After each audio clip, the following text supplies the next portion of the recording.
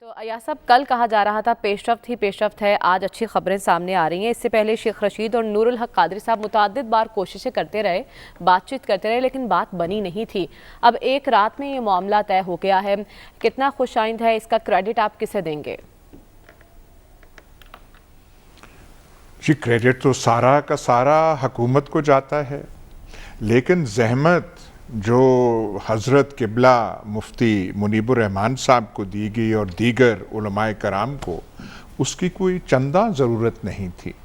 ہم سے پوچھ لیتے، ہم جو حقیر قسم کے لوگ ہیں، ہم سے پوچھ لیتے، ہم پہلے ہی کہہ دیتے پہلے دن سے کہ بھائی بات سنیں، یہ خندقیں کیوں آپ کھود رہے ہیں؟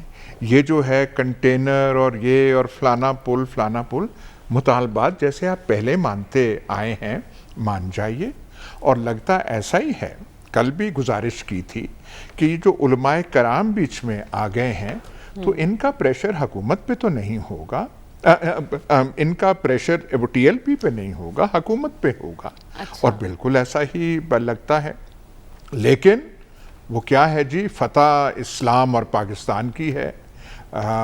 جوش جو ہے، جوش پہ ہوش حاوی ہو گیا ہے۔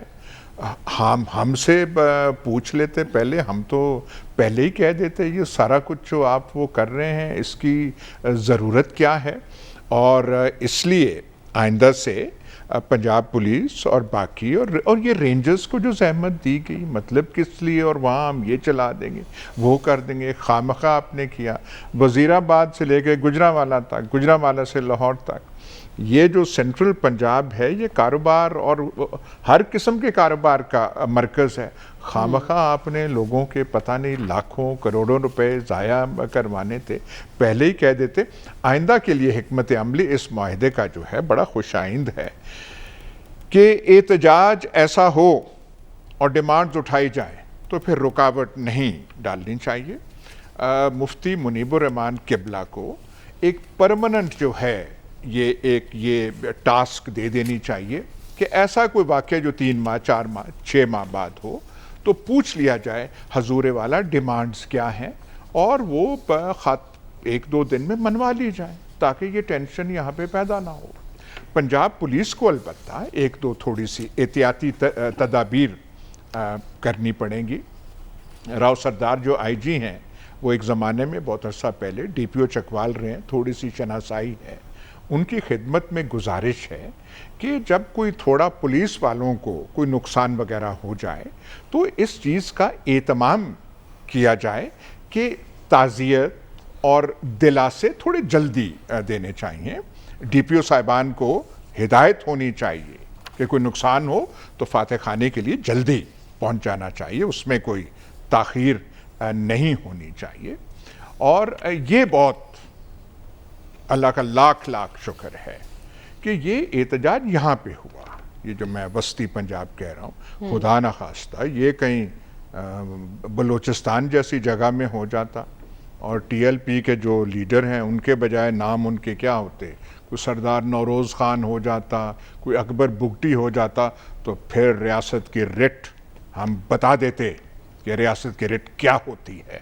تو یہ جو ہے لچک، اس کو ہرگز کمزوری نہ سمجھا جائے۔ جیسے قبلہ مفتی صاحب نے فرمایا، یہ اسلام اور پاکستان کی فتح ہے، لیکن صرف فتح نہیں ہے، ایک اور فتح ہے، کیونکہ یہ پورا ایک وہ سلسلہ چل رہا ہے جس میں جوش کے اوپر ہوش جو ہے وہ حاوی رہا ہے، اور ایک دفعہ پھر یہاں پہ حاوی رہا ہے کہ کل پرسوں شاید کل کی پکچر تھی کہ 2-3 علماء کرام ریاست کے ساتھ کھڑے ہیں۔ اب میں ریاست کا نام لینے سے قاصر ہوں، تو ریاست کا چہرہ لٹکا ہوا تھا، اور ایسے ہی، پر یہ علامت ہے ایسے موقعوں پہ آنکھوں میں وہ نہیں ہونا چاہیے غصہ وغیرہ، یہ اس چیز کی علامت ہے کہ ہوش کی فتح ہوئی ہے اور اسلام کی فتح ہوئی ہے اور پاکستان کی فتح ہوئی ہے۔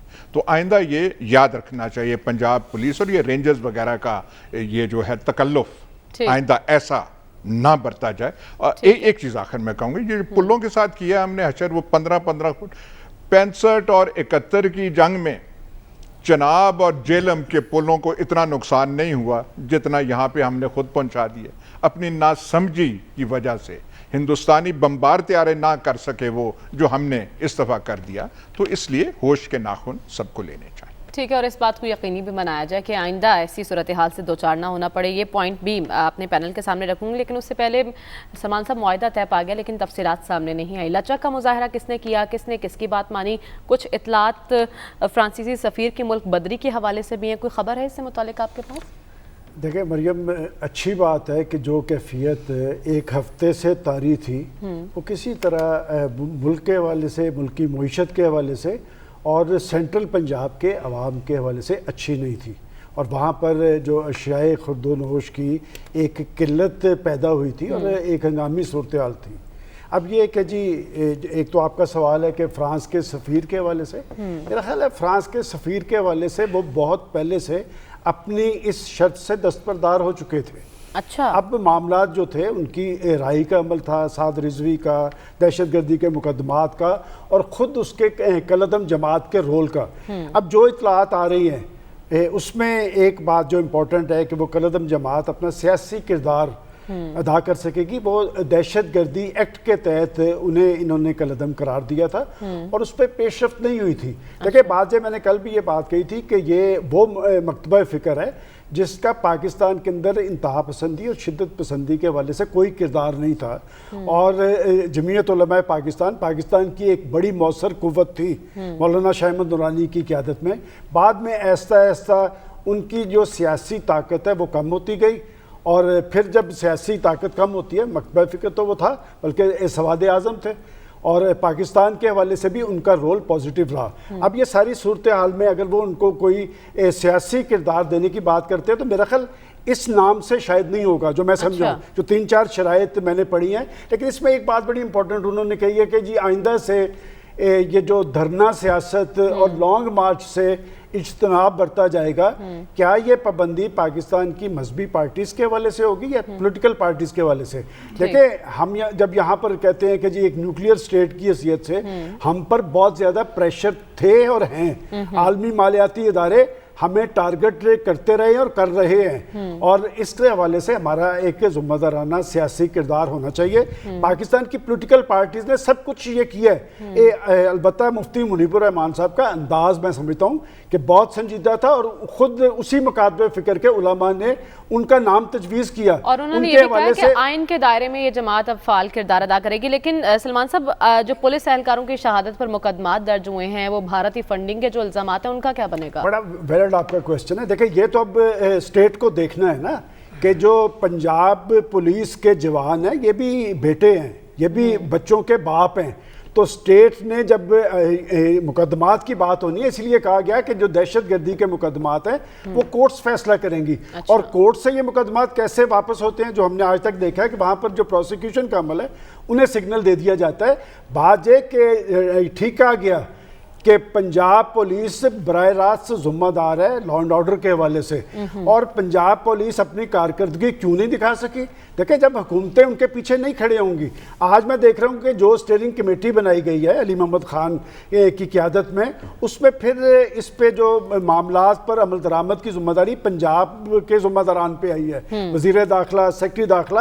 اور اس کا ایک مطلب تو یہ ہو گیا کہ وہ جو ماضی کے اندر معاہدہ تھا وہ ختم ہو گیا.